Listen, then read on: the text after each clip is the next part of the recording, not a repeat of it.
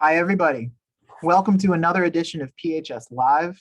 It's my pleasure to join you from sunny Philadelphia, Pennsylvania. My name is David Staniunas. I'm Records Archivist at the Presbyterian Historical Society. And if you've come to hear something called Reckoning with the Past, you're in the right place. I'm going to take one moment and share my screen with you and hide behind a PowerPoint.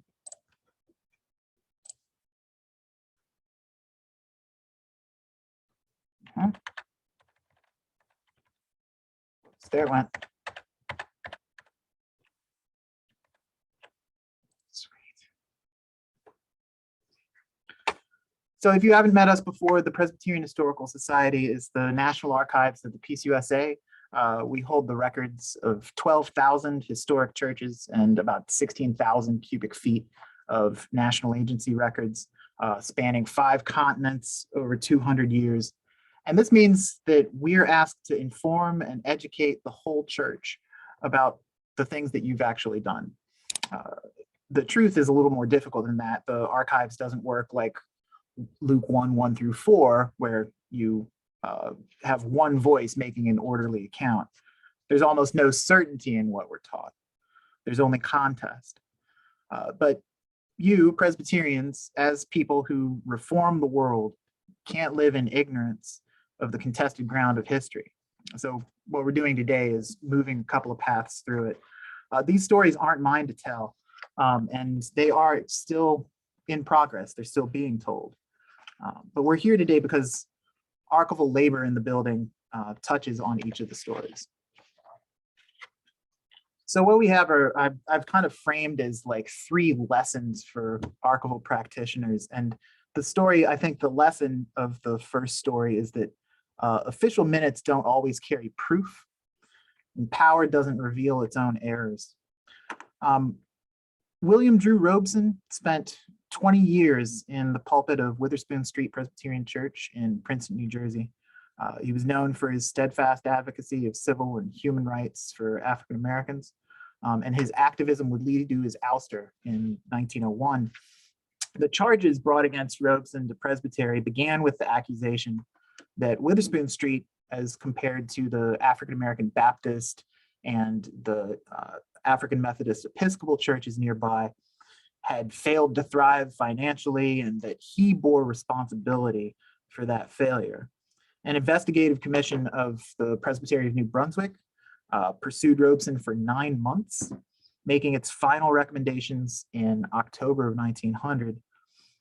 Biographers of Paul Robeson, William Drew Robeson's son, have noted that the commission all but makes plain in its report that white members of Princeton's churches were the ones agitated by Robeson. They added as charge number 3, a general unrest and dissatisfaction on the part of others who have been the church's friends and helpers. The Presbytery of New Brunswick, apparently recognizing that no evidence, only complaints had been lodged against Robeson, received the recommendations of their first investigating committee, but asked it to revise its report. The committee essentially refused and returned in 1901 with the same recommendations, recommending to dissolve the pastoral relationship. The Presbytery received this report, but didn't act on it. So after 2 years of being hounded, Robeson decamped for the AME Church, and his son Paul grew up in the AME Church. What you have on the screen are the minutes of the Presbytery of New Brunswick, housed here in our vault. In 2015, the Presbytery and the Synod of the Northeast investigated the series of events, came here to PHS to undertake research, and resolved to relieve Witherspoon Street Presbyterian Church of $175,000 worth of the mortgage it had on the former Robeson manse. But the minutes here, the thing is, have no smoking gun. The Presbytery at the time follows a constitutional procedure to examine a ministerial relationship. It does not bring up any out of bounds reasons for the investigation formally in the minutes. The reality that William Drew Robeson was hounded out of the Presbyterian Church for his active defense of Black rights has to be read into the records. And it was the work of people inside of Witherspoon Street Church, and the work of people inside the Presbytery and the Synod to read back what was known commonly, read that back into the records. The minutes don't always prove everything, and powers tend not to indict themselves. The kind of second lesson for archival practitioners coming out of our records is that sometimes powers will tell the truth accidentally. What's on the screen is a sermon by Joseph Metz Rollins from 1956 called "Faithful to Christ's Command." Metz delivered this on the eve of leaving Trinity Presbyterian Church in Tallahassee, Florida. The sermon was reprinted in the Catawba Synod. That's one of the historic all-Black governing bodies, in the Synod of Catawba's Argus, their newsletter, in several parts, but the Synod never got around to completing the series. When the book All Black Governing Bodies was published 25 years ago, this sermon was appended with a note that its complete text had never been found. Turns out we had it the whole time. Local history and word of mouth filled in the gaps in the record in the case of William Drew Robeson, but in the case of Metz Rollins, it's kind of like 0-degree neutral bookkeeping that fills in the whole story. Metz grew up in Carver Memorial Presbyterian Church in Newport News, Virginia, was ordained in the Southern Virginia Presbytery, and sent to Florida to nurture a new church development, a Black church development inside the old Presbyterian Church in the United States, the PCUS. The Southern Church's Department of Negro Work and First Presbyterian Church of Tallahassee sponsored the new congregation, Trinity. Metz came to town in the middle of the Tallahassee bus boycott, and the new church, Trinity, became a hub for organizing around the boycott. The subject file we do have on the events, which was maintained by the old PCUS Department of Negro Work, includes First Presbyterian Church saying that it can't raise funds for Trinity if it's going to be an integration center. So just like the Robeson case, there are accusations that the church isn't growing fast enough or that worship is erratic. Rollins is eventually threatened with discipline. None comes because the PCUS Presbytery of Florida was segregated, wouldn't seat Black ministers. Rollins was laboring outside of the bounds. He was overseen by Central Alabama Presbytery, which steadfastly supported him. So no discipline came. Just like Robeson, Rollins grows tired of the animus and resigns his call. The PCUS dutifully kept copies of his sermons and his correspondence during the period. Roughly, I think the full file goes from about 53 to 57.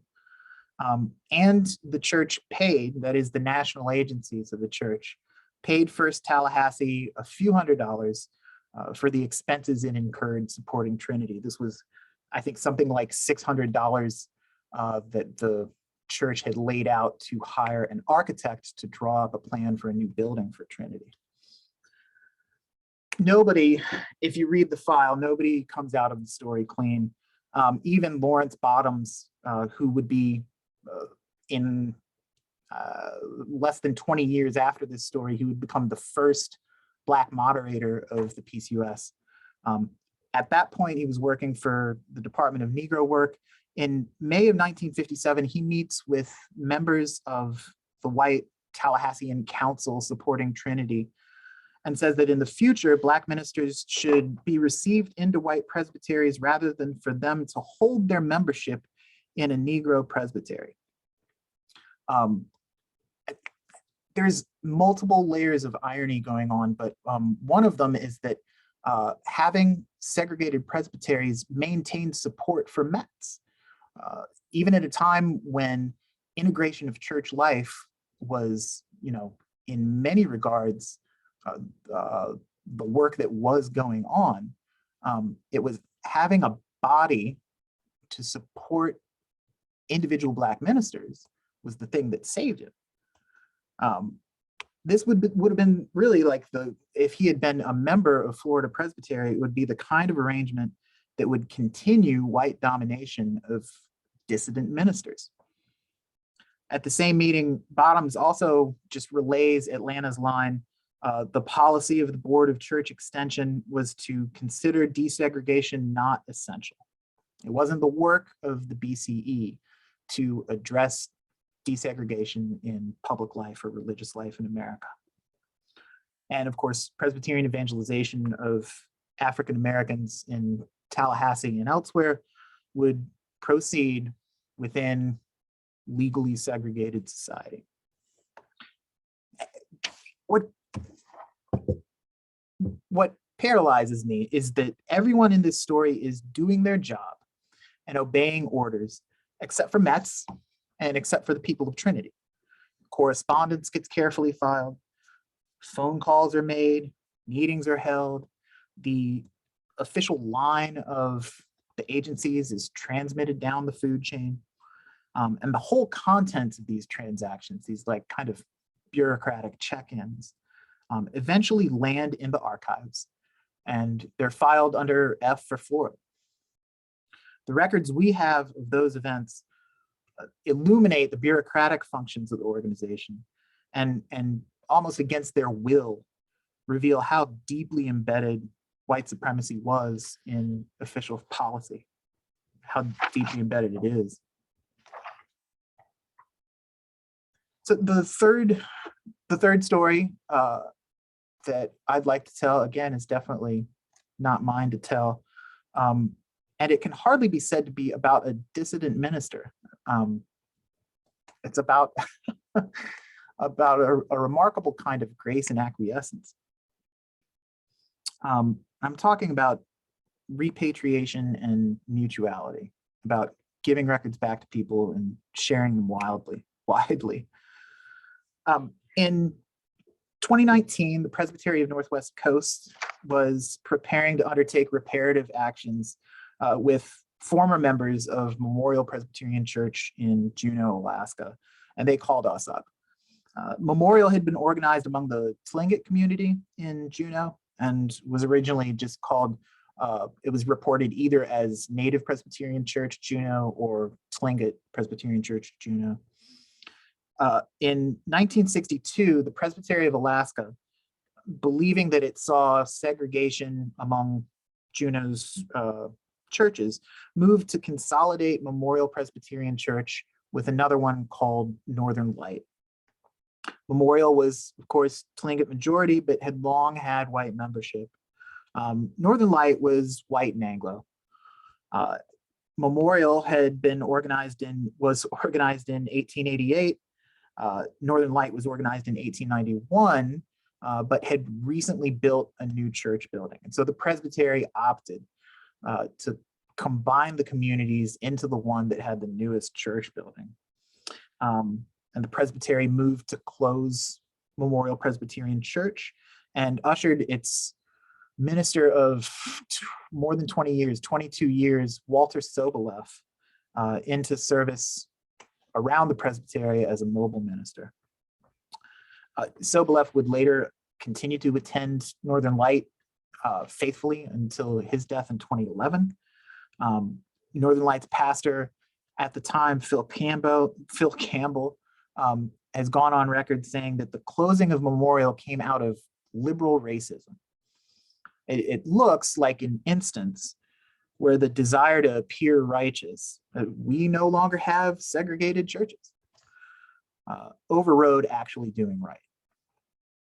Anyway, 3 years ago, the present day Presbytery had two needs. They needed information from Memorial's records, and they actually wanted to repatriate the original records of Memorial. We had them. They had been on deposit here since the church closed, and we managed to fulfill both needs. We imaged the original records of Memorial Presbyterian Church at no cost. as a way to ensure that we, PHS, the presbytery, and the continuing church would continue to have access to the records, and then we ship the original records back to the continuing church. Just as a simple act of restoration. As an archivist, I'm personally proud of the things that we have been able to collect and to preserve. And in this case, I'm immensely more thankful for the things we can give back, for the gifts we can return. Folks, we're short and sweet today. We only have 3 stories to tell. I'd be happy to take questions in the chat, and if anybody on the call is actually a representative of those presbyteries or churches and wants to talk, I'm sure we can put you on. Be sure to contact us for more information about the ways that PHS has supported the General Assembly's Special Committee on Racism, Truth, and Reconciliation. Call us up for resources surrounding conducting your own church's investigation of your actions toward and against racial and social justice.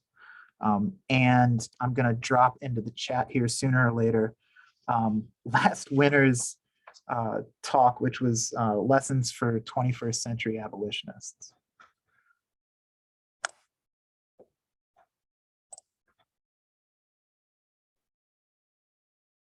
Cool. And I would love to take questions or hear from anybody who's a member of any of those groups, and I'll put my little link into the chat.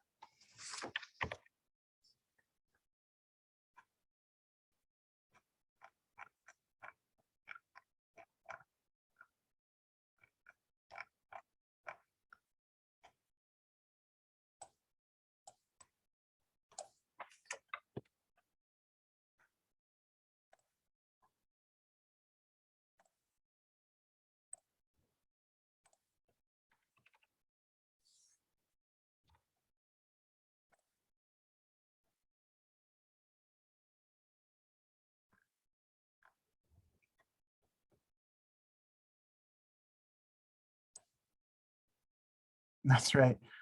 Ms. Jane Carl, glad to see you. We've been able to do a little bit of work for Jane's church. I'm glad to see Amy Delaney. Another reminder that Northern Light United Church and Northwest Coast Presbytery have overtured the General Assembly regarding Memorial Church.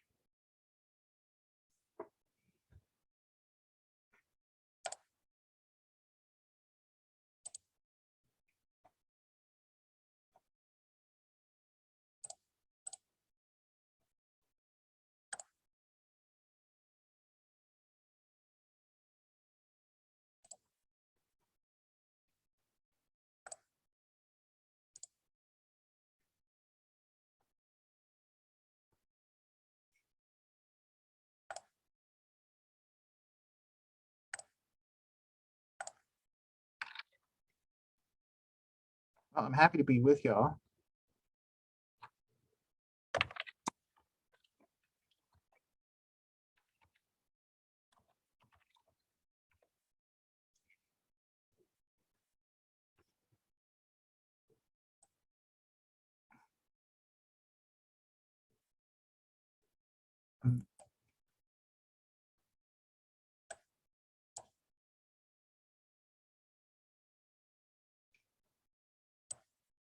I'm really so glad to see so many people's faces. I'm so glad to see Cornell Edmonds on the chat. Glad to see Betty Dura. Good to see you, Sister Betty. Awesome, awesome. I'm glad to hear from Pam Wakefield at Nassau Church in Princeton. Sister Church at Witherspoon Street. Y'all are working on a history project with both of those churches. I hope, Pam, I'm sure you know Shirley Satterfield. We got to sit down with Shirley, I guess, was it only 2019? It feels like longer ago. And take an oral history with her, talking about her family and her family's connections to the Robeson family. Love, Shirley.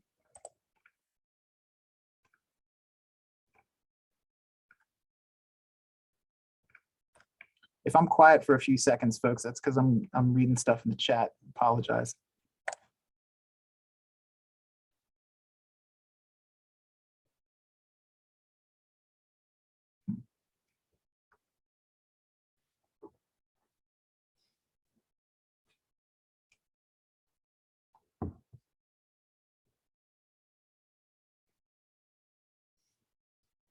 Maxine from Juneau.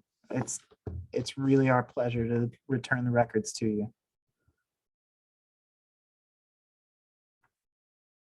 Maxine, if you'd like to talk, I think that we could do that if that's something you're into.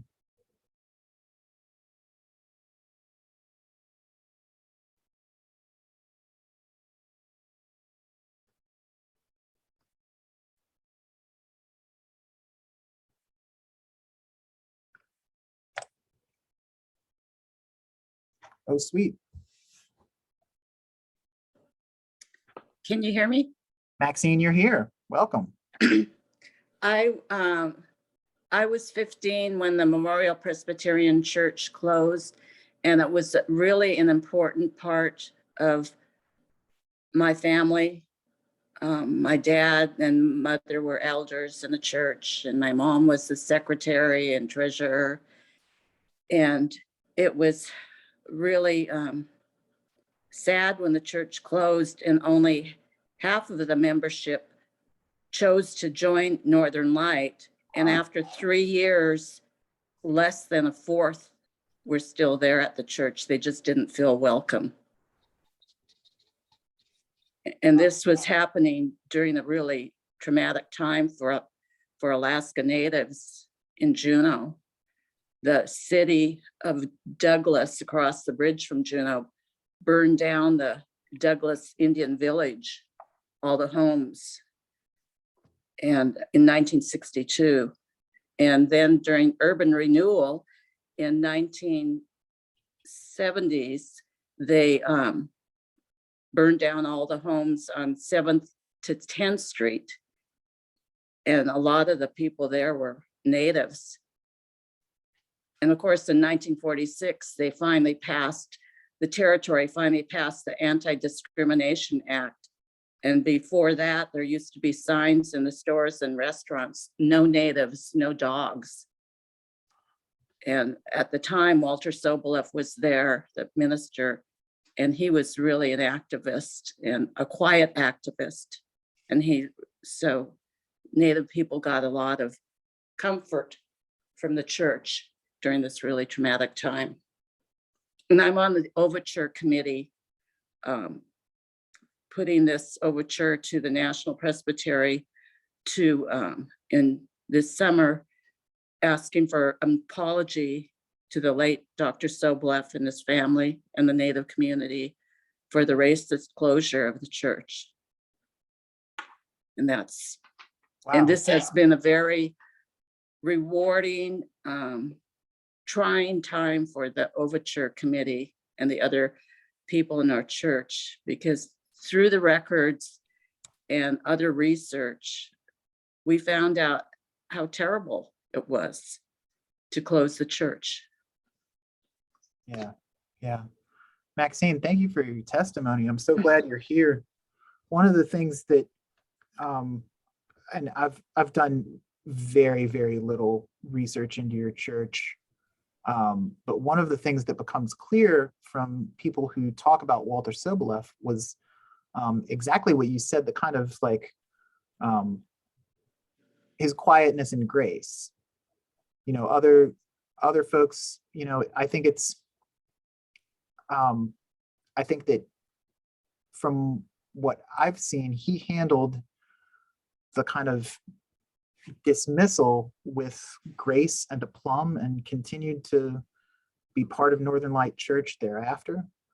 And of course, he was your minister. Do you have other reflections, recollections on Walter? Well, he went on, he received 2 honorary doctorates, and he went on to be work for the University of Alaska. And he was also part of Sea Alaska Corporation, which is our regional Native corporation from the Land Claims Act. And he also was chairman for many years for the Sea Alaska Heritage Institute. And he wrote thousands of letters to people throughout his life, words of support or congratulations to all types of people. And they named that building, the Sea Alaska Heritage Institute building in downtown Juneau, after him. Yeah. Yeah, well, So that's a fitting commemoration. And I'm sure that as we prepare for General Assembly, I think everybody in the denomination is going to learn more about Memorial Juneau and more about Walter Soboleff for sure. Thank you, Maxine. You're welcome. I wonder if there's anybody in the crowd who knew Metz Rollins or knew folks close to him. And if you're willing to speak. I knew he was here. Reverend Cornell, how are you? I actually participated in Reverend Rollins' homegoing service at the St. Augustine Presbyterian Church. Knew him in my role in the Presbytery of New York City. Just so many things that can be said. It's very layered and textured, but he was an OG. He was an OG that was, straight out of, the civil rights movement, the Black empowerment movement. And he had a different type of challenge, as is the case with many of the Black Presbyterian clergy. The issues are usually hidden in plain sight. And so the fact that someone would be kind of walking unaligned with what is the guiding ethos of the denomination, it paints a picture of irregularity over that person. Not only was Reverend Rollins just kind of ostracized, if you will, but he may be the only pastor in the history of the denomination who was excommunicated, and but for the all-Black governing bodies, he might have been taken off the rolls without any place to land. And so, he was just someone very, very caring, very quiet, if you will, in the approach and demeanor. But, you'd have to kind of know the OGs and what they represented in the communities, particularly Black communities, to really understand that. He carried it, he walked it, he dressed it unashamedly. When I first came into the presbytery, he embraced me.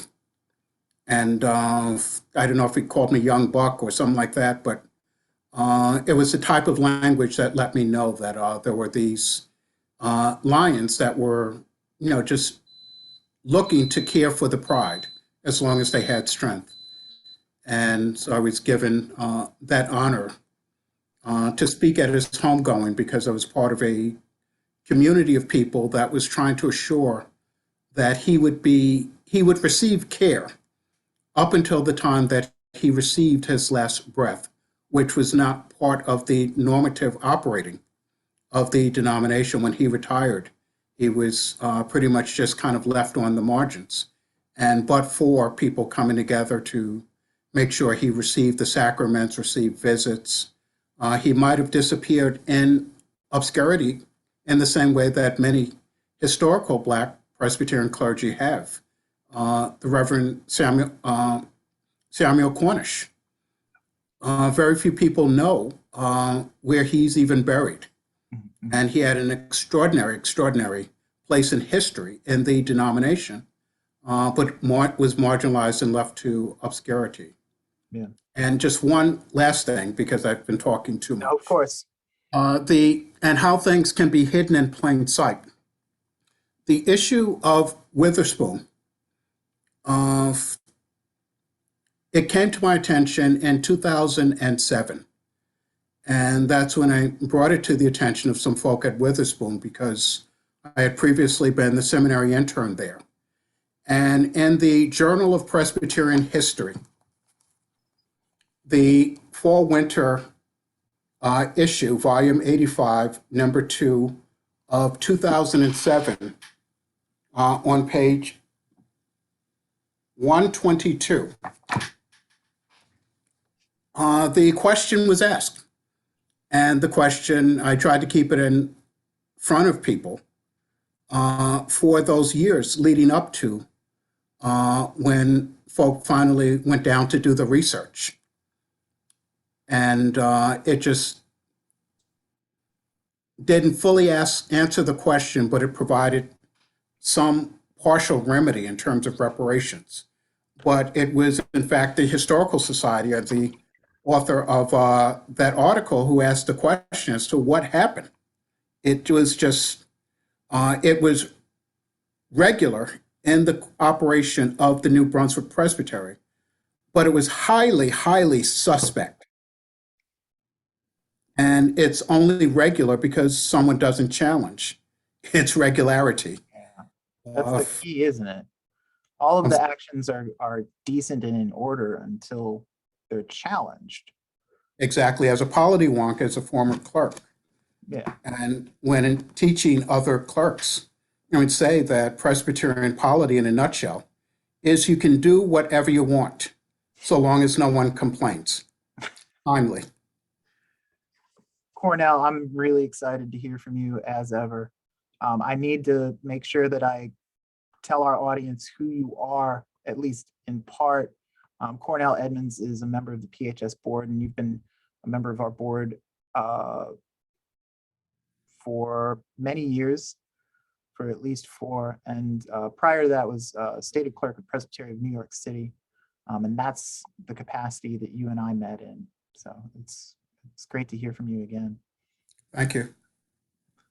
Thank you so much for telling us more about Metz. I mean, the frustration, I guess, I hope I haven't frustrated everyone by confining Metz's ministry to only the Trinity Tallahassee incident, because Metz, of course, went on to organize the National Council of Black Churchmen in New York, and was a prominent civil rights activist for the rest of his career. I'm going to answer a couple of folks in the chat. One, Sister Betty, I see your question in the chat. Her message is, did Dr. Bottoms ever step out of bounds of his job with Negro work in order to appease the board? And I think what you're getting at is absolutely another instance where it's probably necessary to read additional context into the bare texts, right? So the texts that I have in front of me and that we have digitized and put online surrounding Metz Rollins and Trinity Tallahassee include letters to and from Bottoms and the board and the kind of backers of Trinity within the PCOS. But what they don't elucidate is, whether and how and to what extent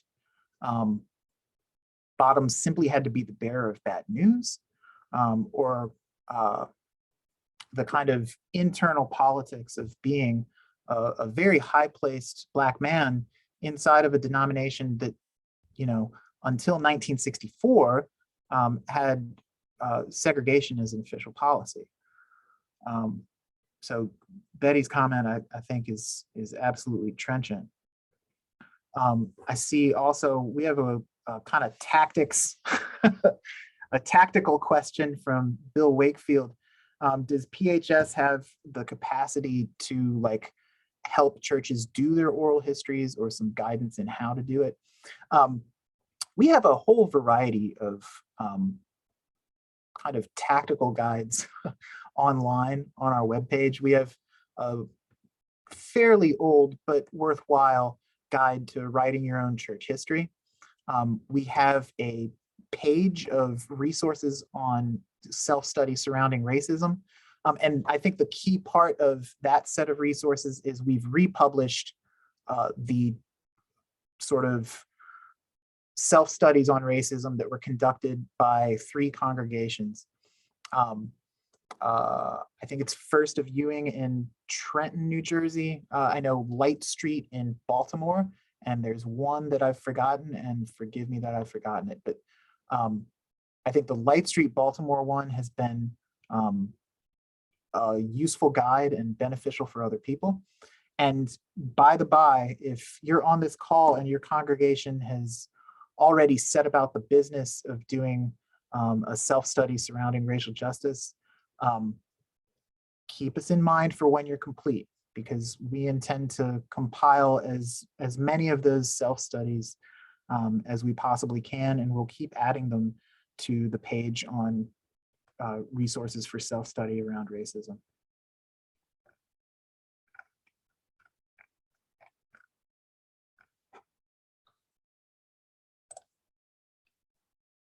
I'm going to briefly, since I've been talking about it, put that link in the chat.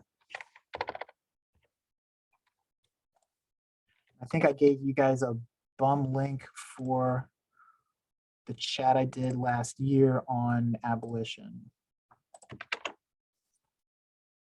going to find that and put that in the chat.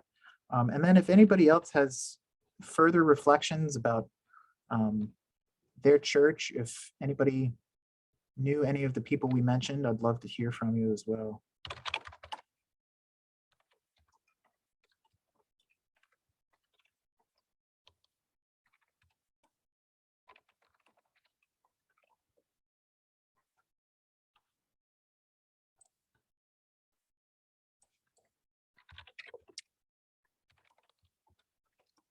Everybody gets to listen to me type. I'm sure that's enjoyable.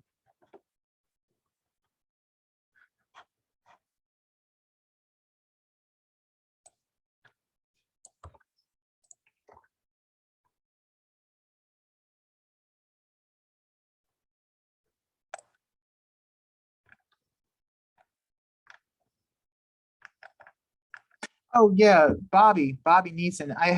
I skipped over you in the chat. Bobby's a pastor in Northwest Coast, and she's asked what the prompt was for this session. I think the prompt was really that this institution has been asked over the course of about the last 18 months to provide guidance for Presbyterians who have been examining their past histories. And I think, frankly, we've struggled to do it. I think that we are, in many regards, trained in library and information science. We're not trained in history and historiography. You know, many of us, definitely not me. And when we're called upon by the church to not just make sure that things are kept safe and we can identify where they're at and give them to people, which is information science, but then to do deep reads in the texts and make them meaningful to other people, that is a whole other genre of work. And so I think that we've struggled to undertake that new responsibility. Now, we have been doing that kind of work via the Journal of Presbyterian History, via the communications that we write. And I personally love the opportunity to take even a shallow dive into a text, and I brag about it constantly. But I think institutionally, having a responsibility to do that in real time and be responsive to the needs of the denomination in real time has been a struggle for us. And so, you know, this really was just a way of, this panel was just a way of kind of consolidating some of the stories that we've written about already, and helping to discharge that responsibility that we've taken up.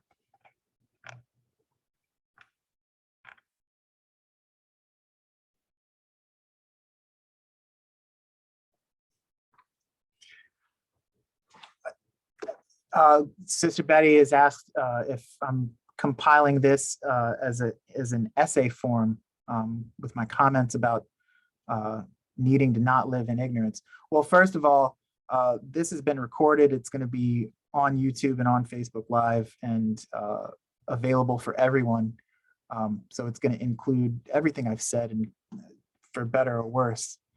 But I thank you for if that's a vote of confidence, Betty, I thank you for it. I promised you one more YouTube link, and then folks seem very quiet, and let me get this link into the chat, and then if no one has anything further for the good of the cause, I'll get this link and then we'll depart.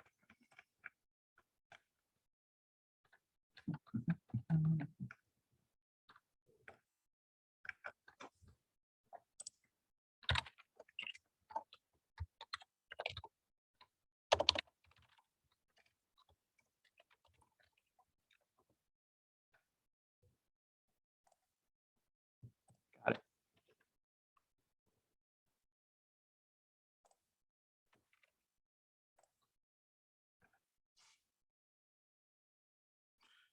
Thank you, Cornell. Thank you, Jane. And there's our talk from last year, the one I did with the Peacemaking Fellowship. I'm talking there about reflections of Gay Wilmore that he wrote in 2007. And I'm talking about a Central Virginia church that funded its ministry through what was called jobbing slavery. They hired out the enslaved people that they owned.